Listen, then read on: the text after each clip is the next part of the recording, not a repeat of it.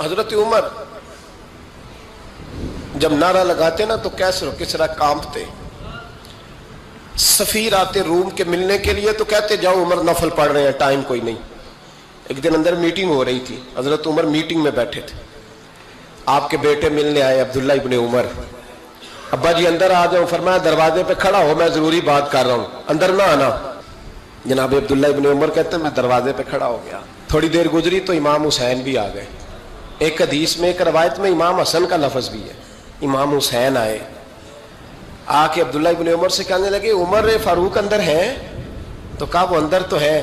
تو کہا آپ کیوں دروازے پہ کھڑے ہیں؟ کہنے لگے ابا جی نے کہا ہے یہاں انتظار کرو، میں کوئی ضروری بات کر رہا ہوں، لیکن شہزادے میرے لیے کہا ہے، میرے لیے آپ جانا چاہیں تو چلے جائیں. امام حسین کہنے لگے امیر المومنین کوئی بات کر رہے ہوں گے، میں ظہر کے وقت مسجد میں مل لوں گا، ظہر کا ٹائم آئے گا نا تو میں مسجد میں مل لوں گا. یہ کہہ کے چلے گئے. حضرت عمر باہر آئے تو حضرت عبداللہ ابن عمر سے کہا کہ کوئی آیا تو نہیں؟ عرض کی حضور حسین ابن علی آئے. حسین ابن علی. تو کہا اندر کیوں نہیں بھیجا؟ کہا میں نے کہا تھا بے شک چلے جائیں، لیکن وہ کہہ رہے تھے کہ میں ظہر کے وقت مسجد میں مل لوں گا. تو سیدنا عمر فاروق فرمانے لگے عبداللہ تجھے تیری ماں روئے، حسین کو کیوں واپس بھیجا؟ پھر عمر دنیا داروں کے سامنے ڈٹنا، کھڑا ہونا عمر پہ ختم ہے، لیکن جو اندر کی بات ہے نا، روح کی، جو عقیدت کی بات ہے، جو وفا کا رشتہ ہے، اس کو کون سمجھے؟ یہ جو روح کی مجبوریاں ہیں، یہ جو وفا کی مجبوریاں ہیں، اسے لوگ کیا سمجھیں؟ انہیں کیا پتا کہ مرشد کے بیٹے کے پیر چومنے میں حسن کیا ہوتا ہے؟ انہیں کیا پتا کہ جب استاد کا بیٹا گھر میں آتا ہے تو دل کرتا ہے مکان بیچ کے اسے دے دیں، اس کے باپ کی نیکیاں بڑی ہیں. جناب عمر فاروق دوڑے گئے، امام حسین کے دروازے پہ دستک دی. امام حسین باہر رکھا. شہزادے یار ملنے آئے تھے، بغیر ملے کیوں آ گئے؟ عرض کی کہ آپ مصروف تھے، آپ کے اپنے بیٹے بھی دروازے پہ کھڑے تھے تو میں واپس آ گیا. امام حسین کہتے عمر جذبات میں آ گئے، سر سے پگڑی گر گئی. کہنے لگے حسین میرے بیٹے کا اور حسین کا کیا مقابلہ؟ کیا اس کی ماں کا نام فاطمہ الزہرا ہے؟ کیا اس کی نانی کا نام خدیجہ الکبریٰ ہے؟ کیا اس کے نانے کا نام محمد مصطفیٰ ہے؟ اور پھر سر سے پگڑی اتری تھی، اپنے بال زور سے پکڑ لیے. کہنے لگے حسین میں نا مکے میں اونٹ چرایا کرتا تھا اور ڈنڈوں سے مار کھاتا تھا اپنے باپ سے. یہ جو آج ساری دنیا میں عمر کے نعرے لگتے ہیں یہ تیرے نانے کا صدقہ ہے. شہزادے میری وفا اور میری وفا میں جب تیرا دل کرے نا توڑ کے آ جایا کر. عمر تو لوگ ایک دن امام حسین نے آ کے نا جناب فاروق اعظم سے کہا، خطبہ دے رہے تھے بچوں کی طبیعت شروع میں، پتہ نہیں کیا بات آئی امام حسین کے دل میں. کہنے لگے عمر نیچے اترو، یہ میرے نانا کا ممبر ہے. تو حضرت سیدنا عمر سنو، کبھی میرا بھی بچہ آ جائے تو میں کہتا ہوں اس کو پکڑو یار، بچوں کو تو نہیں نا جمعوں میں مطلب ذکر کیا جاتا، اترنا میرے نانے کا ممبر ہے. جناب عمر اتر کے نیچے کھڑے ہو گئے تو کہا جا کے اپنے نانے کے ممبر پہ بیٹھ. تو حضرت عمر رو پڑے. کہنے لگے شہزادے میرے نانے کا ممبر ہی کوئی نہیں ہے ہی نہیں، یہ ممبر یہ مصلی یہ تیرے نانے کی شان ہے، میرے نانے کا کوئی ممبر نہیں، تیرے ہی نانے کا ممبر ہے. تھوڑی دیر کھڑے رہے تو امام حسین کہنے لگے اچھا کوئی نہیں آپ کے نانے کا ممبر کا نہیں؟ کہا چلو پھر میرے نانے کے ممبر پہ بیٹھ جاؤ چلو خیر ہے. کوئی نہیں آپ کے نانے کا؟ کہا نہیں. تو کہا کوئی نہیں پھر میرے نانے کے. جب حضرت عمر بیٹھے تو بڑا شاندار جملہ کہا، فرمانے لگے میں ممبر پر مرضی سے نہیں بیٹھا تھا، مجھے ابو بکر نے بٹھایا تھا، اور پھر حسین کے کہنے پہ میں اترا ہوں، اب مجھے حسین نے بٹھایا ہے. اب کسی کی جرت ہے تو عمر کو اتار کے دکھائے، اب میں حسین کا تیری نسل پاک میں. یار کتنی بے شرمی کی بات ہے، لوگ امام حسین کو باغی کہے. حضور کا وصال ہوا نا تو امام حسن اور امام حسین کی عمریں ابھی 7-8 سال 9 سال کے بیچ تھیں.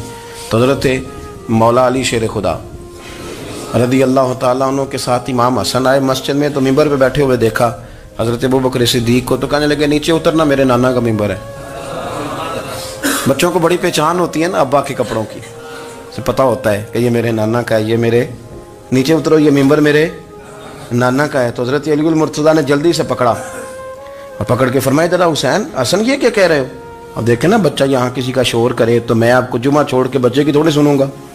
मैं कहूँगा कि भाई ठीक हो गया, बच्चे को ले जाओ जरा इसे पीछे करो, जुमे के बाद बात करते हैं। लेकिन वो थे ना रसूलुल्लाह के नवासे, और हजरत अबू बकर सिद्दीक अजमत और शान को समझते थे। उन्होंने कहा नीचे उतरिए, मेरे नाने का मिंबर है। तो हजरत सिद्दीक अकबर नीचे उतर के खड़े हो गए। तो एक जुमला, बाकी बुजुर्गों ने भी बड़ा कुछ लिखा है, पर यहाँ एक बात शाह अब्दुल अजीज मुहद्दिस देलवी ने लिखी है। हजरत सिद्दीक अकबर रो पड़े, कहने लगे हसन अगर मिंबर तेरे नाना का है तो अबू बकर भी तो तेरे नाना का ही है ना, ये को बाहर से तो नहीं ना आया, ये भी तेरे नाना का है। तो हजरत इमाम हसन हंसने लगे, फरमाने लगे ठीक हो गया, बैठ जाए मिंबर पे, पढ़ाएं जुमा। समझ आ गई है बात की, पढ़ाएं जुमा। आपकी बात की मुझे समझ आ गई है कि अगर मिंबर नाना का है तो अबू बकर भी तो उन्हीं का है ना जनाब सिद्दीक अकबर।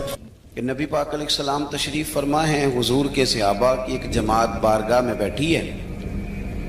हजरत सिद्दीक अकबर भी हुजूर के बिल्कुल करीब बैठे हैं, वो आज भी हुजूर के करीब ही करीब बैठे। तो अचानक ना महफिल में हजरत मौला अली शेर खुदा तशरीफ ले आए। बाकी सहाबा भी उठना चाह रहे थे, कोशिश हो रही थी, लेकिन पता है सबसे पहले जगह कम थी, को बंदा जरा सिरकता या जगह बनाता तो जगह बनना थी। बाकी भी उठना चाह रहे थे, लेकिन सबसे पहले हजरत सिद्दीक अकबर उठे। हजरत मौला अली का बाजू पकड़ के थाम के हुजूर के करीब बिठाया, खुद जरा थोड़े से पीछे होके बैठ गए।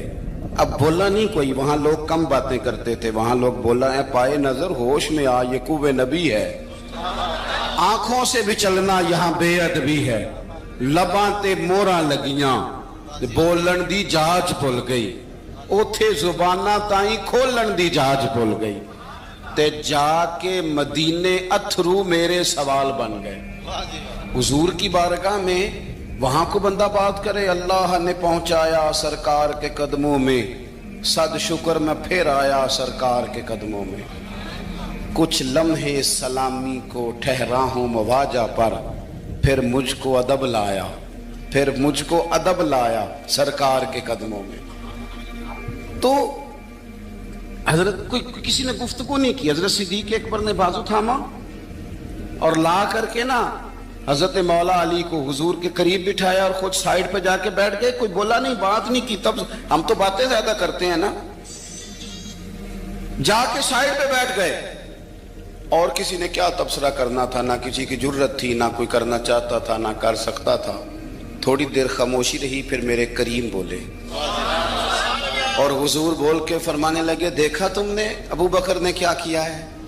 और फिर हुजूर फरमाने लगे, इज्जत वाला ही किसी की इज्जत को पहचान सकता है, फजल वाले ही अहले फजल को पहचाना करते हैं। मैं जिम्मेदारी से कहता हूं कि मौला अली की शान को अगर समझ सकते हैं तो अबू बकर सिद्दीक समझ सकते हैं, और हजरत सिद्दीक के अकबर का मकाम अगर कोई जान सकता है तो मौला अली ही जान सकते हैं। आज हम जिक्र कर रहे हैं ना इमाम हुसैन का, इमाम हुसैन रदी अल्लाह ताला अन्हो, मेरे जैसे बंदे की तो जुबान नहीं इस काबिल नहीं कि उनका नाम ले सके। कहाँ सैयदना इमाम हसन और कहाँ सैयदना इमाम हुसैन और कहाँ हम लोग, हमारी हैसियत है। हम तो ये तो वो लोग हैं जिनका नाम जरिया निजात है, जिनका तज़किरा जरिया निजात है। ये सारे उसी दरियाए मोहब्बत की नहरें हैं जिसको मदीने वाले महबूब ने अपने दस्ते मुबारक से चलाया है। हजरत इमाम हुसैन रदी अल्लाह ताला, ये हुजूर की औलाद पाक है। पैरों को ना थोड़ी मिट्टी लग गई, उम्र जवानी की थी, दाढ़ी मुबारक सारी स्याह थी, काली थी। हजरत अबू हुरैरा इनसे सालों बड़े थे, अमीरुल मोमिनीन फिल हदीस। हजरत अबू हुरैरा ने देखा कि इमाम हुसैन के मुकद्दस कदमों को मिट्टी लग गई। किसी से भी कहा जा सकता था जरा इमाम साहब की तवज्जो कराना, ये जरा मिट्टी उतार देना, लेकिन हजरत अबू हुरैरा झट से उठे, अपनी पगड़ी खोली, उसका पल्लू लिया और हजरत इमाम हुसैन के पैरों से मिट्टी साफ करनी शुरू कर दी। क्यों? कि अहले फजल ही किसी की फजीलत को जान सकता, इज्जत वाला ही किसी को इज्जत देता है। جس کے پاس وقار ہو، او میرے سنگیوں، لوگوں کی باتوں میں نہ آنا، یہ تمہیں الجھا دیں گے، یہ تمہیں تفریق میں ڈال دیں گے، یہ انتشار برپا کریں گے۔ یہ وہ حسین جماعت ہے جو حضور کے سامنے بیٹھا کرتی تھی۔ ان سے پیار کرنا، ان سے محبت کرنا۔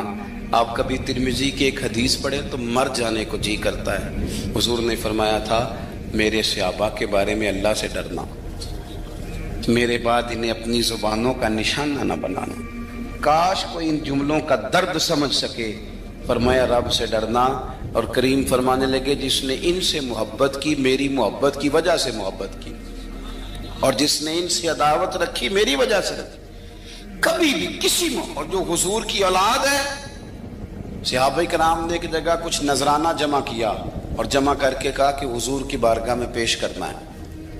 اخراجات بہت زیادہ ہیں اور ظاہری وسائل اس ترتیب سے نہیں ہیں، یہ نذرانہ ہر مہینے پیش کرنا ہے۔ جب وہ لے کے حضور کی بارگاہ میں گئے نا تو اللہ نے قرآن نازل کر دیا۔ فرمایا محبوب ان سے کہہ دو لا اسألکم علیہ اجرا، میں تبلیغ دین پر تم سے کوئی اجر نہیں مانگتا، الا المودۃ فی القربى، بس میرے قریبیوں سے پیار کرتے رہنا، میرے قریبیوں سے محبت کرنا، پیار کرنا قریبیوں سے، حسنین کریمین